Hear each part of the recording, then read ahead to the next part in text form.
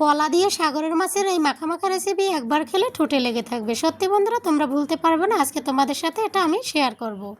Hello friends, তোমরা সবাই কেমন আছো? আশা করি ভালো আছো। আমিও ভালো আছি। দেখো, আজকে নিয়ে এসেছি একটি অসাধারণ রেসিপি। কত সুন্দর বড় বড় সাইজের কলাগুলি, দেখো, দেখলেই চোখটা জুড়িয়ে যায়। এত বড় বড় কলা দিয়ে আজকে এই রেসিপিটা তৈরি করবো। দেখবে কত ভালো লাগে খেতে। কলাগুলো সেই রকম ছিল দেখতে। আর তোমরা এই সুন্দর রেসিপিটি দেখতে দেখতে আমার চ্যানেলটা সাবস্ক্রাইব করে দিয়ে পাশে থাকা বেল আইকনে প্রেস করে দিও।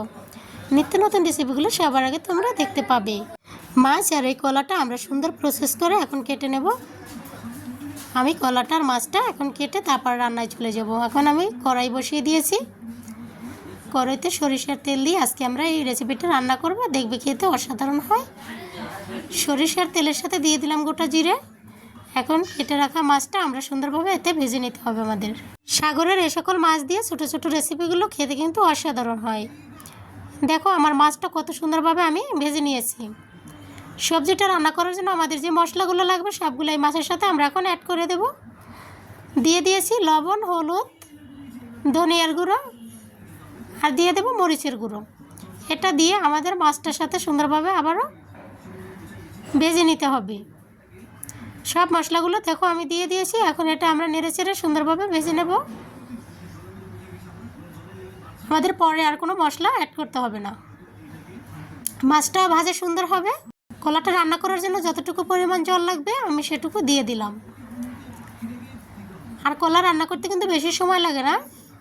আমি এই প্রসেসে কলাটা কেটে নিয়েছি। দেখো, কলাটা কত সুন্দর প্রসেস করে আমি কেটে নিয়েছি। কলাটা এখন আমরা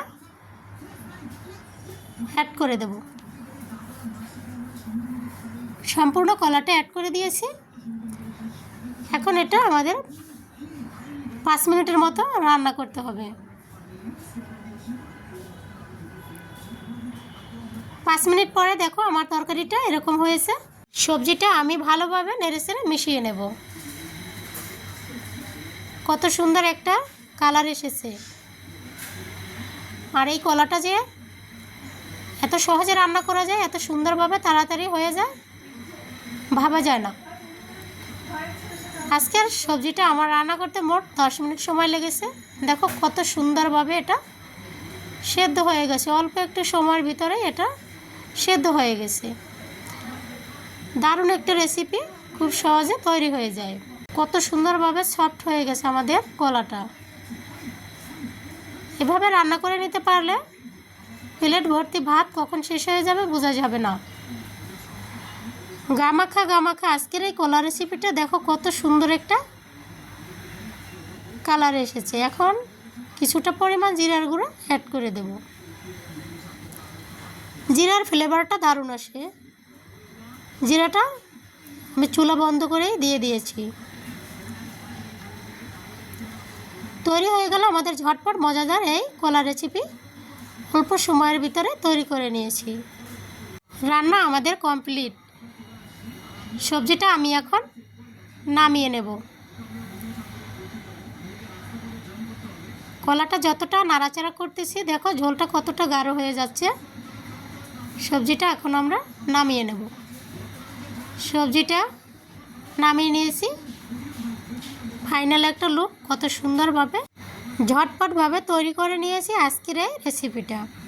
বন্ধুরা, তোমাদের যদি আমার এই নিত্য নতুন ভিডিওগুলো একটু ভালো লেগে থাকে অবশ্যই চ্যানেলটা সাবস্ক্রাইব করে দিয়ে পাশে থেকো।